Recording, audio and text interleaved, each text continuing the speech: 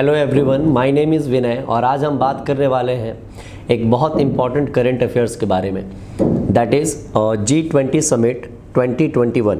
ये इस बार का हमारा G20 जो समिट है ये कहाँ पे किया गया 2021 के अंदर। तो ये जो समिट है वो इटली के रोम शहर में इस बार हुआ है और इस समिट में हमारे Indian prime minister Shri Narendra Modi ji जो है उन्होंने भी पार्टिसिपेट किया था। इसके अलावा वर्ल्ड की जो अदर 19 बिग इकोनॉमीज है उन कंट्रीज़ के जो हेड ऑफ द स्टेट थे उनका भी इसमें पार्टिसिपेशन था। देखिए, बहुत इम्पोर्टेंट ये टॉपिक रहने वाला है आपके current affairs point of view से, तो इसको हम आगे अभी डिस्कस करेंगे। बट इससे पहले थोड़ा सा हम बात करना चाहते हैं कि हमारी ये जो प्लेटफॉर्म है विंग्स आफ्टर 12th, ये प्रिपरेशन कराती है for IP MAT, CLAT, NIMIMS, DUJET, Christ university, Symbiosis और अदर ऐसे एग्जामिनेशन जहाँ पे आप 12th के बाद अपना करियर देखना चाहते हैं, तो इसके लिए आप हमारे इस प्लेटफॉर्म से जुड़ सकते हैं। ओके, सो चलिए फर्दर हम इस टॉपिक को आज देखते हैं। ओके, तो ये G20 कंट्रीज और G20 समिट, पहले हम जानते हैं कि ये G20 का यहाँ पे मतलब क्या है। तो G20 जो आप ये वर्ड देख रहे हो that is a group of 20 countries. अब इस ग्रुप ऑफ 20 कंट्रीज में टोटल आपकी 19 कंट्रीज शामिल है और एक आपके यूरोपियन यूनियन के जो मेंबर्स हैं या यूरोपियन यूनियन के जो हेड होते हैं वो इसमें पार्टिसिपेट करते हैं। तो इस तरह से आप देख सकते हो कि that is a total group of 20। इस तरह से इसका नाम पड़ा G20। इस G20 के अंदर आपके G7 या ये कह लीजिए कि G8 जो कि अब एग्जिस्ट नहीं करता है, ये फिर से वापस से ये G7 बन चुका है। इसके जितने भी मेंबर कंट्रीज हैं वो शामिल है, प्लस दुनिया की और जो आपके डेवलपिंग या फिर इंडस्ट्रियल फॉर्म में आप देखें तो जो बहुत तेजी से डेवलप हुए हैं like China, India, Brazil, south Africa, ऐसी कंट्रीज, इन कंट्रीज को भी इसमें शामिल किया। ये कंट्रीज भी इसमें शामिल हैं। इसके अलावा और भी बहुत सारी कंट्रीज हैं जो इसमें पार्टिसिपेट करती हैं। तो इस तरह से करके ये G7 प्लस अदर्स का एक तरह से प्लेटफॉर्म है जहाँ पे टोटल 20 मेंबर्स कंट्री इसके अंदर होते हैं। ओके, तो इसके अंदर अगर आप देखोगे तो कौन कौन सी कंट्री शामिल है, तो अगर हम नॉर्थ अमेरिका में अगर हम बात करें तो that is Canada, USA and Mexico. These are 3 countries. उसके अलावा अगर आप साउथ अमेरिका की बात करें तो इसके अंदर ब्राज़ील और अर्जेंटीना, ये 2 कंट्रीज हैं। So in North America 3 countries are there. South America में अगर बात करें तो आप 2 कंट्रीज हैं, ब्राज़ील एंड अर्जेंटीना। यूरोप के अंदर इसमें बहुत सारी कंट्रीज शामिल है, फॉर एग्जांपल UK, फ्रांस, इसके अलावा European union, Germany, like Italy जहाँ पे इस बार ये मीटिंग हुआ है। और फिर आप अगर देखें तो एशिया यूरोप की अगर बात करें तो इसमें टर्की और रसिया जैसी कंट्रीज शामिल है। और कंप्लीटली अगर हम एशिया की बात करें तो उसमें आप कह सकते हो that is Russia, China, India. इसके अलावा यहाँ पे जापान और साउथ कोरिया जैसी कंट्रीज आपको इसमें देखने को मिलेंगी। सो दिस इज जापान यहाँ पे इस जगह पे, और ये आपकी साउथ कोरिया है। उसके अलावा यहाँ पे एशिया की एक और इम्पॉर्टेंट कंट्री है इसमें, that is Indonesia and then Australia. आप ध्यान देंगे सिंगापुर भी एक बहुत इंपॉर्टेंट कंट्री है बट वो इसके अंदर शामिल नहीं है। ठीक है, हालांकि जो G20 मेंबर्स हैं उनकी अभी बातचीत चल रही है सिंगापुर के साथ। हो सकता है इन फ्यूचर आपको सिंगापुर और भी ऐसी बहुत सारी कंट्रीज है जो इसमें देखे। तो ऑस्ट्रेलियन कॉन्टिनेंट में आपको इसमें ऑस्ट्रेलिया देखने को मिलेगा। और फिर अगर आप बात करें तो अफ्रीका में सिर्फ एक कंट्री है, दैट इज साउथ अफ्रीका। हाँ, एक बात और, एशिया में एक और कंट्री है जो इसमें शामिल है, that is only Saudi Arabia, Arabian peninsula की कंट्रीज। अब इसमें अभी UAE आपको देखने को नहीं मिलेगा, ओमान और कतर जैसी जो कंट्री है वो नहीं है। तो इस तरह से हम कह सकते हैं कि ये 20 कंट्रीज हैं जिसमें 19 कंट्रीज प्लस 1 आपके यूरोपियन यूनियन के मेंबर्स होते हैं, और इस तरह से ये G20 बनता है। G20 इंपॉर्टेंट क्यों है और इसका क्या हिस्टोरिकल बैकग्राउंड है, थोड़ा सा इसके ऊपर अगर हम डिस्कस करें तो G20 जो है ये मेनली 1999 से ये कॉन्सेप्ट शुरू हुआ था। इससे पहले एशिया के अंदर एक फाइनेंशियल क्राइसिस हमको देखने को मिलता है और इसके बाद फिर एक रशियन फाइनेंशियल क्राइसिस होता है। ये 2 बैक टू बैक क्राइसिस के बाद यूएसए को इससे बहुत बड़ा झटका पहुंचा और इससे ये लगा कि एक वर्ल्ड फोरम में इकोनॉमिक स्टेबिलिटी बहुत ज़्यादा ज़रूरी है। इसके लिए जो वर्ल्ड के जो इन 20 कंट्रीज़ के जो फाइनेंस मिनिस्टर्स थे, इन लोगों के बीच में ये मीटिंग होती है, बातचीत चलती है, but these are very informal kind of meeting. ये बहुत रेगुलर बेसिस पे कोई मीटिंग नहीं थी और इसका कोई एक प्रॉपर आप कह सकते हैं स्ट्रक्चर नहीं हुआ करता था। बट जब ये मीटिंग एक फॉर्मली आप कह सकते हो कि 1999 से ये फॉर्मली एक तरह से ये मीटिंग धीरे धीरे होनी शुरू हुई, बट बाद में जा करके इसको पूरी तरह से ओवरशैडो कर दिया G7 ने। G7 जो ग्रुप ऑफ 7 कंट्रीज है, लाइक आपके यूएस हो गए, कनाडा हो गए, okay, UK, France, Germany, Japan, ये जो कंट्रीज़ है, इन कंट्रीज़ का जब इसमें पार्टिसिपेशन हुआ तो ये G7 कंट्रीज़ ये थोड़े से फॉर्मल फॉर्म में आकर के इसने अपने आप को इस्टेब्लिश करना चाहा। बट अगेन फिर 2008 में एक प्रॉब्लम और देखने को मिलती है और इस प्रॉब्लम के अंदर जो अमेरिका है, वहाँ पे एक बैंक था लेमन ब्रदर्स, उसके डूबने के बाद, उसके बैंकरप्ट होने के बाद पूरे वर्ल्ड में एक फाइनेंशियल क्राइसिस निकल करके आता है। और तब इन कंट्रीज को ऐसा लगा कि नो, सिर्फ G7 जो है वो इसका एक सोल्यूशन नहीं हो सकता है, इसके बाहर जा करके भी सोचना पड़ेगा। और तब जा करके 2008 से आप कह सकते हैं कि एक तरह से फॉर्मल एनुअल समिट होना स्टार्ट हुआ। What is annual summit? जहाँ पे हर एक कंट्रीज के head of the state, at least head of the state तो होंगे, अगर वो किसी कारण से नहीं हो सकते वहाँ पे प्रेजेंट, तो कम से कम उस कंट्री के फाइनेंस मिनिस्टर जो है वो वहाँ पे रिप्रेजेंट करेंगे अपनी कंट्री को। तो जनरली देखा जाता है कि इंडिया या वर्ल्ड के जितने भी अदर कंट्रीज है, वहाँ से जो वर्ल्ड लीडर्स है वो इसमें पार्टिसिपेट करने को पहुँचते हैं।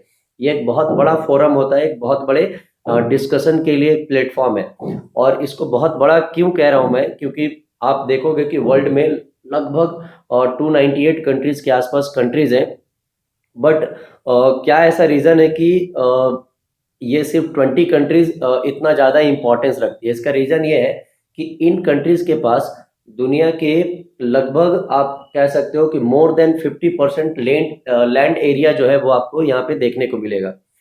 लैंड एरिया के अलावे इन कंट्रीज के पास दुनिया का 2/3 पॉपुलेशन जो है वो आपको देखने को मिलेगा। इसके अलावे इन कंट्रीज के पास वर्ल्ड जीडीपी का, that is gross domestic product, इसका 75% इनका कंट्रीब्यूशन होता है। तो इस तरह से आप देख सकते हो कि बहुत ये जो 20 कंट्रीज हैं, ये फाइनेंशियली या फाइनेंशियल वे में एक बहुत इंपॉर्टेंट रोल प्ले करती है, राइट। तो इस तरह से 2008 से फॉर्मली फिर ये क्या होता है कि ये समिट जो है वो हर साल स्टार्ट की जाती है, हर साल ये समिट हेल्ड होता है। और इस साल भी ये समिट हुआ और ये G20 समिट आप देख सकते हो यहाँ पे, G20 इटालिया 2021, ये समिट जो है वो आपके इटली शहर में किया गया। और यहाँ पे आप देख सकते हो अलग अलग कंट्रीज के वर्ल्ड लीडर्स आपको इसमें देखने को मिलेंगे। और इसके अंदर इस बार का जो थीम रखा गया था, that was people, planet and prosperity. और इसमें जैसा मैंने आपको बोला कि हमारे जो प्राइम मिनिस्टर है उन्होंने भी इसमें प्रेजेंट किया था। तो हियर इट इज, आप देख सकते हो, that is mister Narendra Modi ji, ये इस समिट में यहाँ पर आपको दिखेंगे। तो इस बार के समिट का थीम क्या था? That is people, planet and prosperity. और बहुत सोच समझ करके थीम, किसी भी समिट के थीम को रखा जाता है। इस बार आप देखोगे कि कोविड की वजह से जो वर्ल्ड में फिर से एक तरह से आप कह सकते हो कि थोड़ा सा जो ये फाइनेंशियल प्रॉब्लम देखने को मिल रही है, कुछ नए सेक्टर्स जो है वो बने भी हैं और बहुत सारे ऐसे सेक्टर्स हैं जो बहुत बुरे हालात में, like aviation sector, tourism sector, आप कह सकते हो स्पोर्ट्स वाले जो सेक्टर्स हैं उसमें आप प्रॉब्लम देख सकते हो। इसके अलावा और भी बहुत सारे ऐसे प्रॉब्लम्स हैं जो कोविड की वजह से आपको देखने को मिलेंगे। इसके अलावा people to people connectivity, direct indirect, बहुत हद तक अभी डायरेक्ट कनेक्टिविटी बहुत मुश्किल है। और आप देखोगे कि ज़्यादातर ऑनलाइन प्लेटफॉर्म जो है यहाँ पे निकल करके आ रहे हैं। तो एक तरह से ये ऑनलाइन जो है आपका एक नया फील्ड आपको नज़र आ रहा है। तो इस बार का ये थीम जो था, that was people, planet and prosperity, ये इस बार की थीम थी।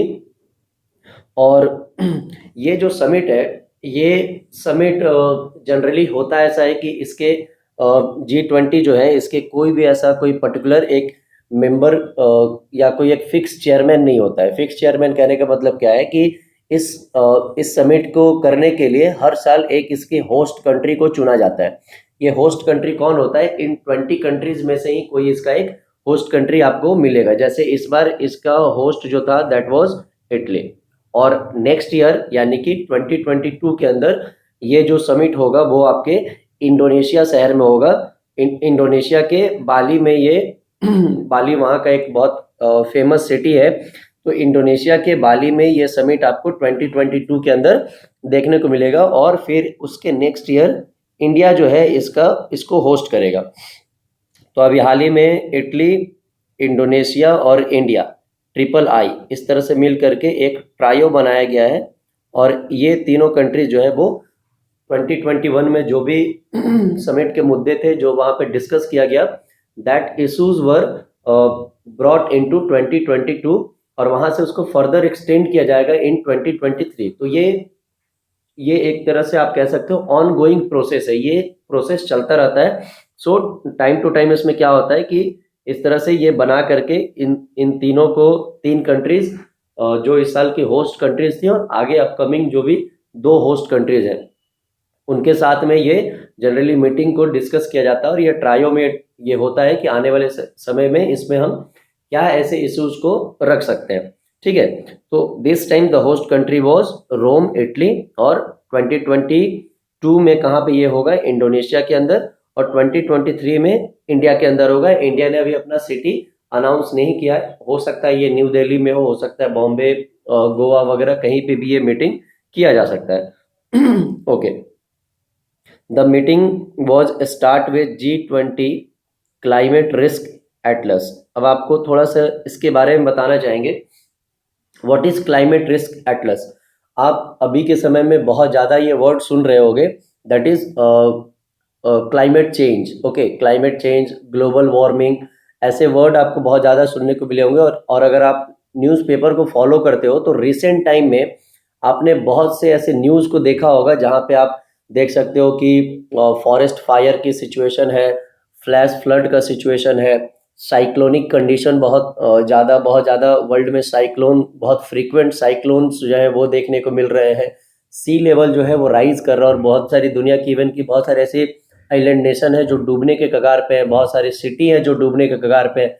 हमारी जो कोस्टल लाइन है वो भी लगभग 1500 किलोमीटर की हमारी कोस्टल लाइन है, और शायद ऐसा कहा जा रहा है कि अगर ये इसी तरह से चलता रहा तो आने वाले लगभग 50 to 60 ईयर्स में हमारे बहुत सारे ऐसे कोस्टल सिटी होंगे जो पूरी तरह से वाटर में सबमर्ज हो चुके होंगे। बहुत सारे ऐसे स्टेट होंगे जिनका एक बड़ा हिस्सा जो है वो वाटर में सबमर्ज हो चुका होगा।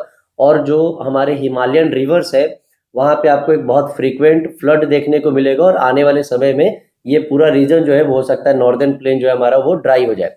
तो इस तरह से ये दिखाने की कोशिश की गई, अलग अलग बहुत सारे पिक्चर्स और अलग अलग बहुत सारे सिचुएशन को दिखाते हुए कि कैसे हम एक क्लाइमेट रिस्क को फेस कर रहे हैं, वर्ल्ड जो है वो कैसे क्लाइमेट रिस्क को देख रहा है। ओके, और उसके बाद क्या हुआ, रोम के अंदर जो भी मीटिंग में जो बातचीत हुआ उसके बाद एक डिक्लेरेशन को यहाँ पे फाइनल किया गया, और उस डिक्लेरेशन को फिर अडॉप्ट किया गया बाय G20 लीडर्स। ठीक है, अब इस रोम डिक्लेरेशन के अंदर इंडिया के भी कुछ, इंडियन प्राइम मिनिस्टर ने भी कुछ अपने पॉइंट ऑफ व्यू रखे थे, उसको भी इसमें शामिल किया गया। तो इस रोम डिक्लेरेशन को आप देखिए, ये बहुत ज़्यादा आपके आने वाले एग्जाम्स में या इंटरव्यू के अंदर ये आपको बहुत हेल्प कर सकता है, या आने वाले और भी बहुत सारे ऐसे जो इश्यूज होंगे, जो करंट अफेयर्स के इश्यूज होंगे, उसमें ये आपको देखने को मिल सकता है।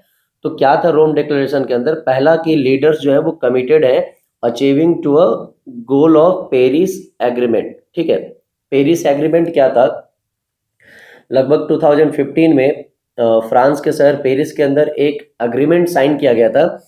इस एग्रीमेंट के अंदर ये था कि जो वर्ल्ड का जो टेम्परेचर जो राइज कर रहा है इसको लगभग 1.5 डिग्री सेंटीग्रेड से ऊपर जाने नहीं देना है प्री इंडस्ट्रियल लेवल के। ठीक है, यानी कि जब इंडस्ट्रियलाइजेशन शुरू हुआ था उससे पहले जो वर्ल्ड का एक एवरेज टेम्परेचर था उससे आज का जो टेम्परेचर हमारा बढ़ा है ये इसको हमको हार्डली 1.5 डिग्री सेंटीग्रेड पे रोक देना है। 1.5 टू 2 डिग्री सेंटीग्रेड की बात की गई है। तो इस पे अभी तक कुछ प्रॉपर फ्रेमवर्क नहीं बना है। इसमें बात की गई थी कि जितने भी डेवलप्ड कंट्री हैं वो developing countries like India, China, south Africa, Brazil और अदर जो भी ऐसे डेवलपिंग कंट्रीज़ हैं, उनको एक फ़ंड प्रोवाइड करेंगे ताकि इनका जो इंडस्ट्रियल डेवलपमेंट है, अगर उसकी वजह से जो इनको नुकसान हो रहा है तो उसकी भरपाई ये इन फंड से कर सके। फॉर एग्जांपल आप ये समझिए कि अगर मान लीजिए जो डेवलप्ड कंट्रीज़ है उन्होंने पूरी तरह से उन्होंने कोल को जलाया है, इंडस्ट्रीज खड़ी किए हैं, पॉल्यूशन जो है वो उन्होंने उनका जो है ये आज का जो हम ग्लोबल वार्मिंग फेस कर रहे हैं, ये उनका मेजर उनका दिया हुआ ये प्रॉब्लम है। लेकिन आज वो डेवलप हो चुके हैं, अब ये क्राइसिस का सिचुएशन आया तो आप इसको कम्प्लीटली ऐसे कंट्रीज़ के ऊपर नहीं डाल सकते हो और ऐसे कंट्रीज़ को इसके लिए रिस्पॉन्सिबल और उस तरह से रिस्पॉन्सिबल नहीं ठहरा सकते हो उस इक्विवेलेंस पे ला करके। फॉर एग्जांपल आपको ऐसे समझाएं तो जैसे आप यूएसए या यूके को देखिए, ये क्या है, ये पूरी तरह से डेवलप कंट्रीज़ है, और दूसरी तरफ आप देखिए इंडिया और चाइना, इन्होंने भी कुछ अभी हाल के समय में बहुत ज़्यादा इन्होंने रैपिड ग्रोथ यहाँ पे देखने को आपको मिला होगा। तो ये जो रैपिड ग्रोथ है इंडिया और चाइना में, या इंडस्ट्रियल ग्रोथ है इंडिया और चाइना में, आप इनको इनके ग्रोथ से कंपेयर नहीं कर सकते। मतलब जब हम टर्म्स एंड कंडीशन पे बैठेंगे तो आप ये नहीं कह सकते कि नहीं यूएस और यूके के अंदर यूएस और यूके जो है वो अभी अपने आप को ग्रीन एनर्जी की तरफ, रिन्यूएबल एनर्जी की तरफ, सोलर एनर्जी, विंड एनर्जी, ऐसे चीज़ों के ऊपर, न्यूक्लियर एनर्जी के ऊपर खुद को शिफ्ट कर रहे हैं।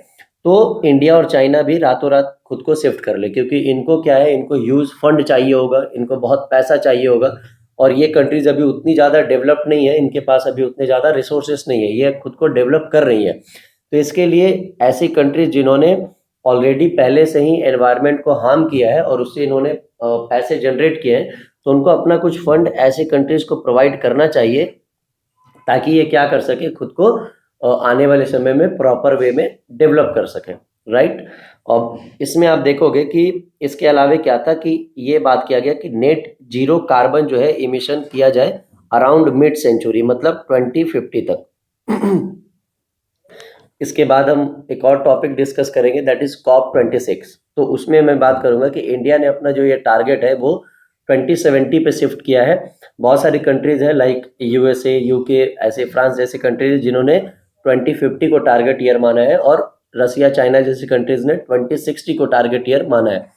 तो ये है कि नेट जीरो कार्बन इमिशन की बात की गई। नेट जीरो कार्बन इमिशन का क्या मतलब है कि कार्बन को आप इमिट होने से नहीं रोक सकते हो, कार्बन इमिशन तो होगा, ये एक ऑनगोइंग प्रोसेस है, बट हम जितना भी कार्बन को इमिट करते हैं, एनवायरनमेंट उसको सक कर ले, एनवायरनमेंट उसको प्रॉपर वे में सोक कर ले, इसके लिए कोई ऐसा प्रॉपर हमारे पास ऐसे हमारे पास व्यवस्था होनी चाहिए। तो इंडिया ने भी जैसे कहा कि हम 2070 तक एक proper net zero carbon emission country बन जाएंगे, मतलब कार्बन का जितना हमारे पास इमिशन होगा उतना ही कार्बन इमिशन को हम क्या कर सकेंगे, पूरी तरह से उसको हम सक कर सकेंगे। तो ये एक सिचुएशन था। उसके बाद क्या है कि they agreed to stop new dirty coal plants abroad, मतलब बहुत सारी ऐसे डेवलप कंट्रीज हैं जो क्या करते थे कि पहले फंड प्रोवाइड करते थे या पहले इन्वेस्ट करते थे ऐसे कोल प्लांट्स वगैरह में या कोल को निकालने में। तो अब इन्होंने बात किया कि जितने भी ऐसे कोल प्लांट्स हैं जो उन अब्रॉड में, उनके कंट्रीज से बाहर है, उनको पूरी तरह से क्या करेंगे, उनको फंडिंग देना, उनको पैसे देना वो स्टॉप करेंगे, ठीक है, ताकि कोल से जो भी जलने के बाद जो कार्बन इमिशन होता है, तो एक तरह से ये थर्मल पावर प्लांट वगैरह सारी चीज़ें जो होती हैं उनमें धीरे धीरे कमी हो, और इसकी जगह नए जो इंडस्ट्रीज हो वो खड़ा हो, like solar energy, wind energy वगैरह, ऐसी इंडस्ट्री जो है वो खड़ी हो सके। इसके अलावा इन्होंने रीअफर्म किया कि वो क्या करेंगे, 100 बिलियन जो डेवलपिंग कंट्रीज को देना था क्लाइमेट एडेप्टेशन के लिए, जो मैंने बताया ना आपको कि पेरिस क्लाइमेट एग्रीमेंट हुआ था, तो इसके अंदर बात की गई थी कि डेवलपिंग कंट्रीज को कुछ पैसे देंगे, तो वो 100 बिलियन पैसा जो था वो देना था, ताकि ऐसी कंट्रीज, अगर मान लीजिए वो इंडिया भी, उनके पास कोल के लिए पूरी तरह से, कोल को जलाने के लिए उनके पास पूरी तरह से एक तरह से आप कह सकते हो कि एटमॉस्फेयर प्रीपेयर्ड है। जैसे हमारे पास थर्मल पावर प्लांट है, हम कोल को निकाल करके लाते हैं, उसके लिए हमारे पास इंफ्रास्ट्रक्चर है, वहाँ पे हम उसको जलाते हैं और उसके बाद हम थर्मल एनर्जी को प्रोड्यूस करते हैं। अब अगर हमको डायरेक्टली उसको सट कर देना हो और उसके जगह हमको शिफ्ट कर जाना हो रातों रात विंड एनर्जी और रिन्यूएबल एनर्जी पे और डैम बना करके हाइड्रो एनर्जी पे, तो ये पॉसिबल नहीं है। इसके लिए हमको क्या चाहिए होगा, हमारे पास ह्यूज फंडिंग चाहिए, पैसे चाहिए। तो ऐसे कंट्रीज़ ने यहाँ पे कमिटमेंट किया था और अब इस पे ये बात कर रहे हैं कि ठीक है, ये पैसा जो है वो हम डेवलपिंग कंट्रीज़ को आने वाले समय में प्रोवाइड करेंगे। इसके अलावा देखो एक और चीज़ है यहाँ पे कि ये बात किया गया कि मिनिमम 15% टैक्स जो होगा वो मल्टीनेशनल से कंट्रीज जो है वो ले सकेंगे। ये अभी तक होता क्या था, एक तरह से ये टैक्स के चोरी को रोकने के लिए और ब्लैक मनी जो जनरेट होता है उसको रोकने के लिए एक स्टेप लिया गया। अभी तक क्या होता था कि मान लीजिए कोई मल्टीनेशनल कंपनी है, वो बाहर से आकर के इंडिया में अपना बिजनेस करती है और यहाँ पे ये अच्छा खासा इन्होंने प्रॉफिट कमाया।